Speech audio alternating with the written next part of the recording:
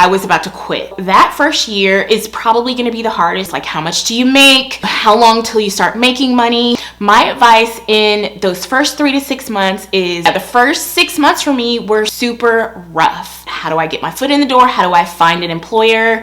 Your lowest point happens right before you reach your breakthrough. And that's on Mary Had a Little Loan. Sir, I get asked so much. Probably some of my most asked questions are about how to become a loan officer, what steps to take, where to start, how to break into the industry, how to be successful, and on and on and on. In this video today, I'm gonna share with you my personal journey, what I've learned, my successes, my failures, and my advice to up and coming loan officers. So this will help you whether you are a seasoned loan officer, you're thinking about becoming a loan officer, or you're in the process of becoming a loan officer and you want more tips and you want more firsthand knowledge and experience on how to be successful.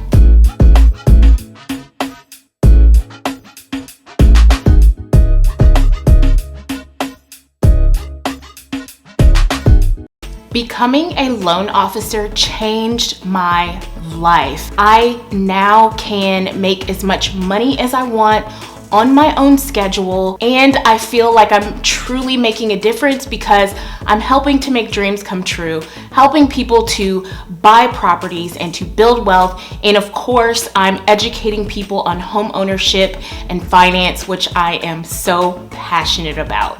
But I wasn't able to get here overnight.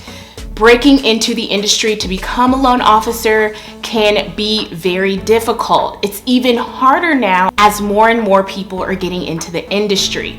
Also, passing the NMLS, getting licensed, and finding an employer, getting started, and getting clients. There are so many obstacles and challenges in becoming a successful loan officer. I'm gonna share with you guys my journey to becoming a loan officer and becoming a successful loan officer.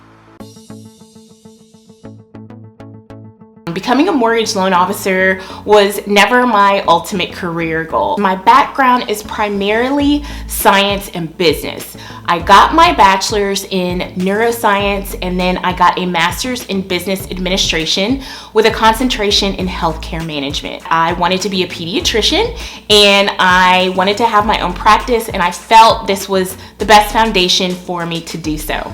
But of course, life happens and I did not end up going to medical school. Instead, for my very first job straight out of college, I ended up becoming a business analyst doing consulting for healthcare companies. It was an amazing experience. I literally lived out of a suitcase. I got to fly to work every week. I was stationed at different places across the country, and it was just a really cool experience. But it weighed down on me. I didn't like living out of a suitcase. It was lonely, and it just wasn't for me. So I transitioned out of that and I went into neuroscience research. I did that for about 3 years, and I did research on Alzheimer's dementia. Ultimately, we're looking to find preventative therapies for Alzheimer's and dementia. And to do this, we have yearly cognitive assessments for participants age 60 and over. Kind of thank you for participating in our research. That was amazing. I loved it. Of course, I was working in my field. It was just the perfect job for me. I did that for 3 years, but it just didn't pay enough. Also, if you know how research works, research is funded by government grants. And if a grant runs out and you're not granted more money, the study can't continue. So that is exactly what happened in my case, was that the study was no longer being funded. So I had to find something else to do. From there, I transitioned into college advising. I managed one of the undergraduate scholarship programs in STEM. I was a program manager and academic advisor for a top tier university. And in that program, I did some advising for college students on how to get into grad school. We did everything from resume prep, public speaking, interview skills, grades, like just probably everything possible to help them be successful and get into grad school. It was an amazing job. I loved working with college students. I felt like I was getting the best of both worlds between being back in college again and being an adult, and that was probably the perfect job for me. Literally on my first day, I got to fly out to Harvard and tour Harvard and take a bunch of students there, and then go to Yale and other grad schools. It was just an amazing job. I loved my coworkers. We literally felt like family. Not to mention, I started making way more than I was in research, and the benefits were amazing. I had a huge office, like my own office. I think that situation was just perfect for the time being. When I worked in academia, that's also when I started heavily doing YouTube. That's when I started generating income. I got a taste of what making variable income is like. Making money that didn't come from a 9-to-5. And once I tasted that, everything else tasted completely different. My perfect 9-to-5 job no longer was as appealing in terms of how much I was making versus the time I was spending and investing into it. I started educating myself and learning more and understanding more about entrepreneurship and trading time for money, becoming your own boss, working on your own schedule, things like that. And once I started learning more about that and going in that direction, it was hard for me to turn back. So I worked in academia for about 3 more years, and I got to a point where I just got tired of my 9-to-5. There's definitely nothing wrong with a 9-to-5. I really hate the way our new hustle culture has made a 9-to-5 seem like it's the worst thing in the world. A 9-to-5 is one of the best things you can have because it provides stability. It's appropriate for certain jobs, certain industries, certain people, maybe for certain people for a certain amount of time, maybe for certain people for their entire lives. So when it comes to a 9-to-5, I think that you have to decide for yourself what's most beneficial for you for your ultimate goals. Okay, so I no longer wanted to work in the capacity that I was in my 9-to-5. Also, I got tired of only being able to make so much money. When you work in academia, there's a ceiling to how much you can make depending on your position and your level of education. So even with a master's, I still wasn't making as much as I wanted to. Even with a PhD, I still wouldn't have been making as much as I wanted to. And I started to feel like I was up against this ceiling that I wasn't going to be able to break through, and I just couldn't see myself staying in that for the rest of my life. I did do a semester of grad school working on my PhD in clinical psychology, and I do have some videos talking about that and why I stopped. But it was just a point for me where I realized I wanted something more, wanted something different, and I wasn't quite sure what that was, but I just craved more. While I was in school, I was pretty broke. I was a broke grad student. I was still working in a part-time capacity in my same job in academia, but as a grad student, I had no time for any kind of extra jobs, no time for YouTube. My bills were still there. Everything was still there. I was operating on a very thin sheet of ice when it came to my finances, as well as a host of other things. I was so frustrated and I was so down. So once I quit grad school, I wasn't able to go back to working full-time in the capacity that I did before grad school because of the way the contract worked with my job at the university. So I found myself in a really dire financial situation. Not only was I, in my mind, somewhat of a failure because I was no longer in grad school, but I was making less at a job that was no longer fulfilling me in the same way that it once did. I almost had outgrown it in some ways. I kind of just got to a point where I just didn't know what to do, probably one of my lowest points. And I think it's so true that they say your lowest point happens right before you reach your breakthrough. The way that I actually got into mortgages is my best friend. Around this same time, my best friend bought her first house. When she was working with the lender and kind of just interacting with the loan officer and talking to the owner, they brought up the fact that they thought I would be really good at this. So she was like, oh my gosh, my friend Ciara would be such a good loan officer. It just so happens at the time that company was hiring, and the owner kind of said, well, hey, if you think she would be good at this, encourage her to apply.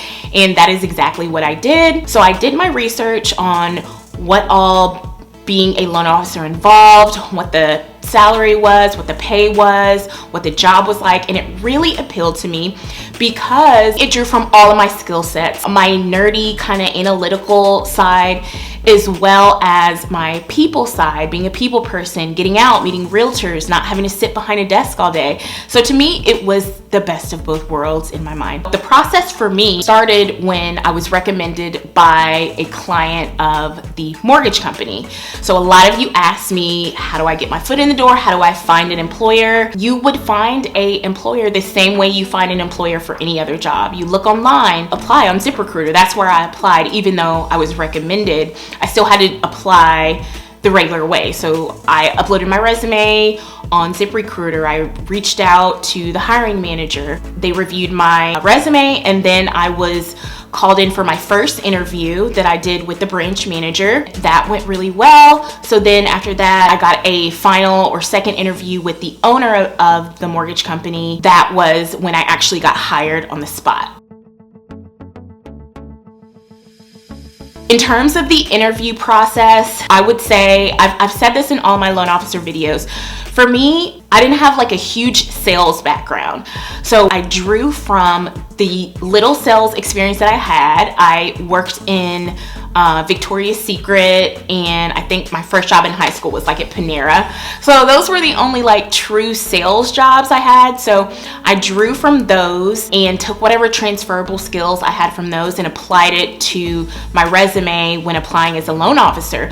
I also drew from my skills that I developed through YouTube, such as marketing, and there are certain aspects of YouTube that involve sales. So I drew those and brought those to the table. Also, while I hadn't worked in a strictly financial role or position, when I was managing the scholarship program in academia, I was in charge of the budget, and that actually was hundreds of thousands of dollars that I had to help manage, and I had to write proposals, and there were so many things I did within that job that I applied, as well as my job in neuroscience research, because there was a aspect of that job where I had to go out into the community and recruit participants. I had to manage a satellite site. I had to use my skills of persuasion and marketing and all of that for that as well.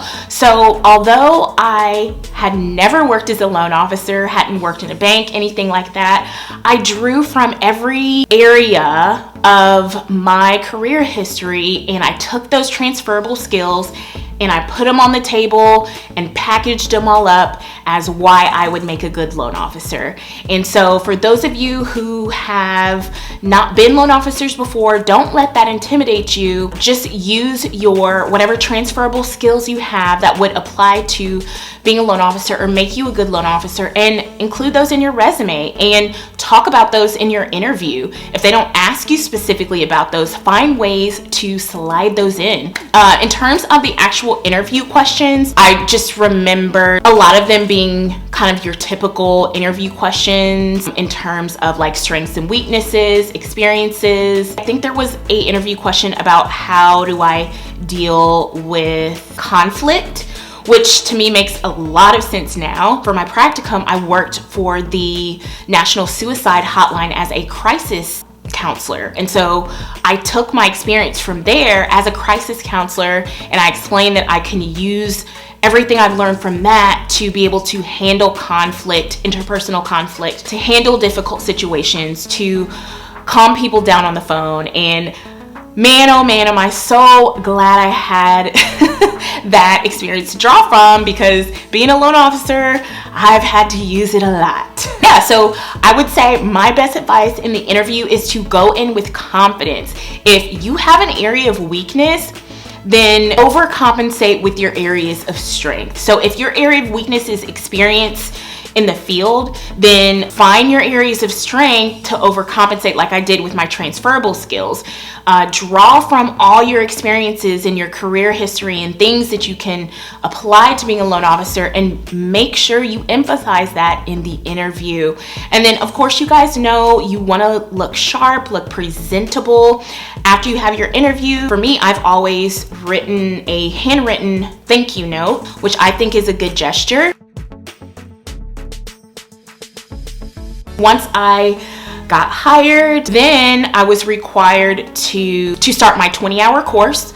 So I did that, and then I studied for a month, took my test, and thank God I was able to pass on the first try.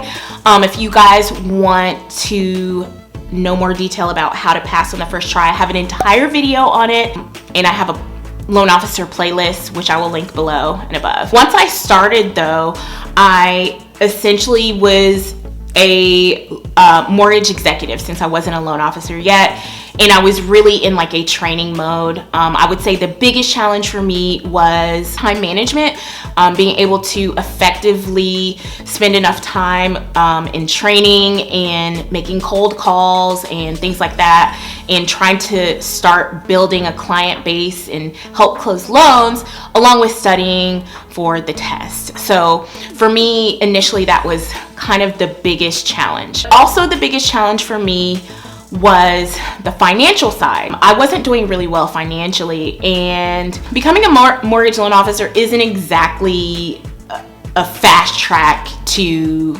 getting rich quick, let's be honest. And knowing what I know now, like going back, I wish I would have established some sort of significant and steady second income for at least the first 6 months of becoming a loan officer, because I think it would have provided more stability. It's hard when you're trying to break into this new industry, become successful, pass this test, start making money, and you don't have any money, and you're barely able to pay bills and get by, and you're running late on things. Like, there were so many things I was dealing with in addition to trying to become a loan officer. So my advice to people breaking into the industry is, if you can, try to make sure you have some other form of income for those first few months to kind of help you get by and be under less pressure trying to get established in the business. The first 6 months for me were super rough. I'm honest, very honest about that, because becoming a loan officer is not like completely fun. It's not a glamorous job in a lot of aspects. Yes, you can make a lot of money, but it doesn't happen right away, and there's a lot of work that goes into that. There's a lot of building your client base, learning the business, passing the test, taking the 20-hour course, sitting there for hours making cold calls. Like, there's so many things. That was what my first 6 months looked like.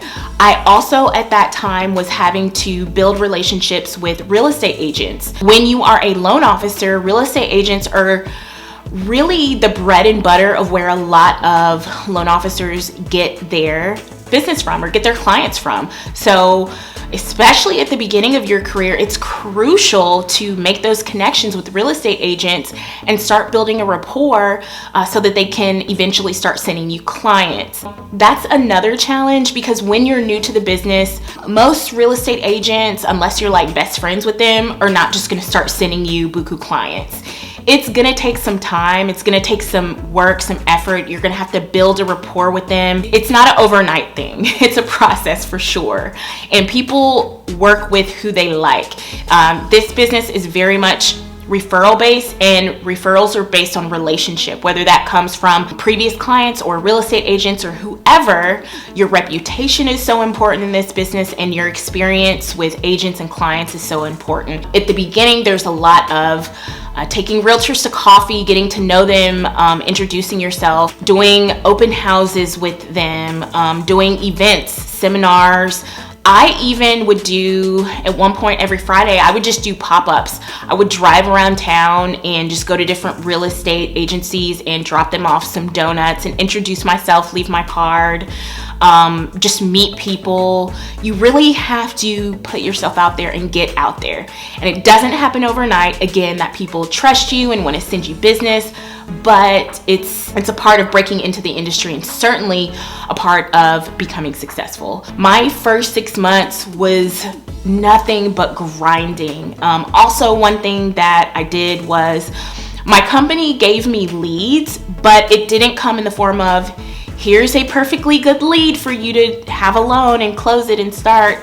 It came in the form of me having to put in the work as well. It came in the form of me having sheets of hundreds of leads and having to call each one and trying to get people pre-qualified and then trying to get them to use you to buy a home. And there's so many obstacles. Again, I want to stress that. Looking back now, I wouldn't change anything about my strategy in terms of building business and building my pipeline. I think that I would have included more ways of building business. So when I first started out, I pretty much laser focused on the leads that I got from my company and meeting new agents.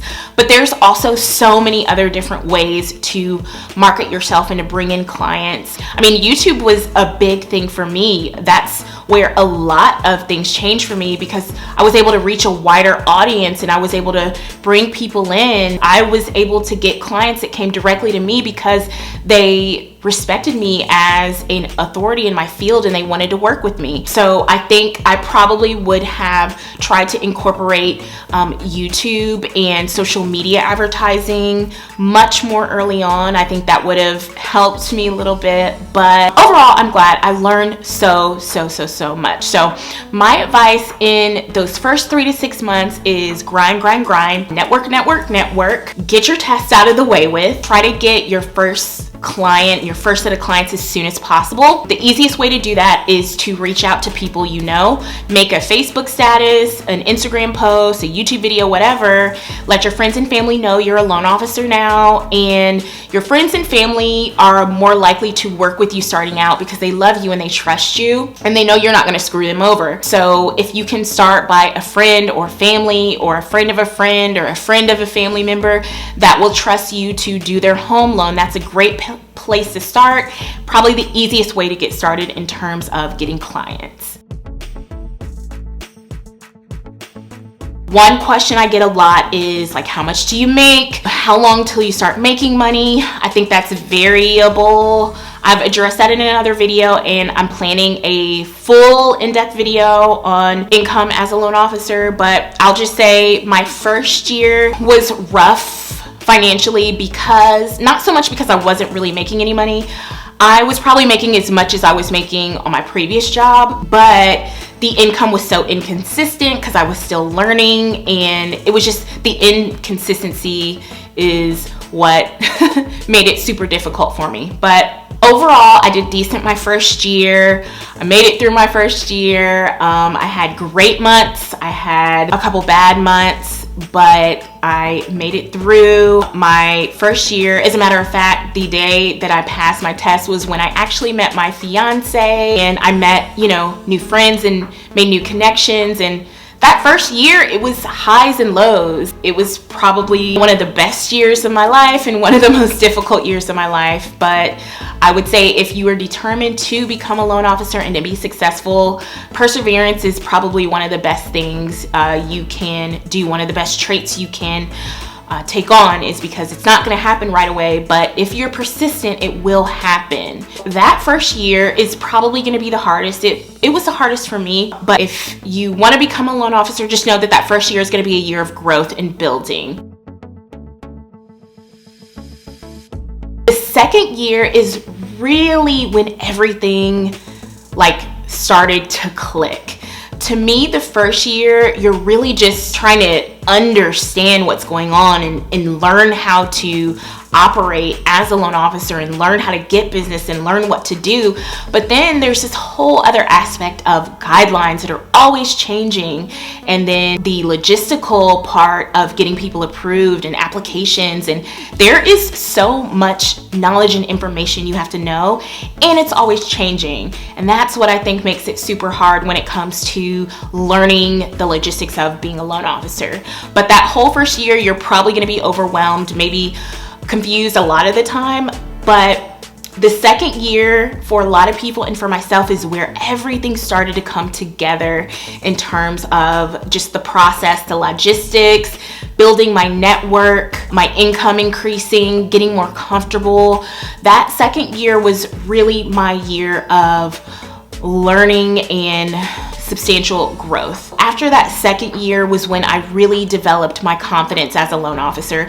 And maybe that is why it took me so long to incorporate the mortgage content into my YouTube, was because I didn't want to do so until I was fully confident and I knew that I was, this was for me and I was going to do it, and like I knew how to educate people. And so that's what I did. After that second year is when I was like, well, hey, why don't I start doing some mortgage content every now and then? And I started to grow my client base even more. And I think that's when the income part really helped a lot too. I went from being so inconsistent to gaining more consistency over time. Another thing that helped me is that I started getting more income from YouTube, and that helped me to be under less pressure as a loan officer. So again, if you have another income, that's so helpful. If you don't, it's not necessary, but for me it did. So I started working from home, and that opened up even more levels for me as a loan officer, because it eliminated a lot of commute time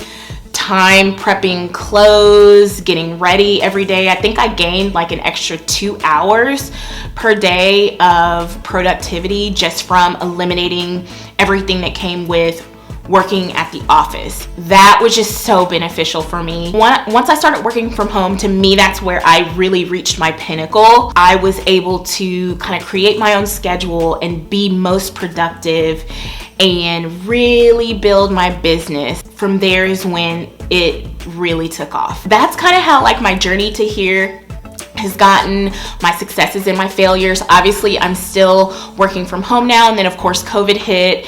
And when COVID hit, I didn't skip a beat because I had already been working from home, and I am just so blessed that I was able to continue working without, really my life being interrupted. Now I'm doing more of mortgage content on my channel, educating you guys. I have some subscribers and followers that I have helped them get a house now, and it's just so exciting and fulfilling. After my first year, there was a point where I was about to quit. I had told my manager at this point that I was going to start looking for other jobs, wanted to get his blessing for references, because I just didn't know if this was for me. I was struggling financially. Literally right at that point, or right after that point, was my turning point, was like my breakthrough.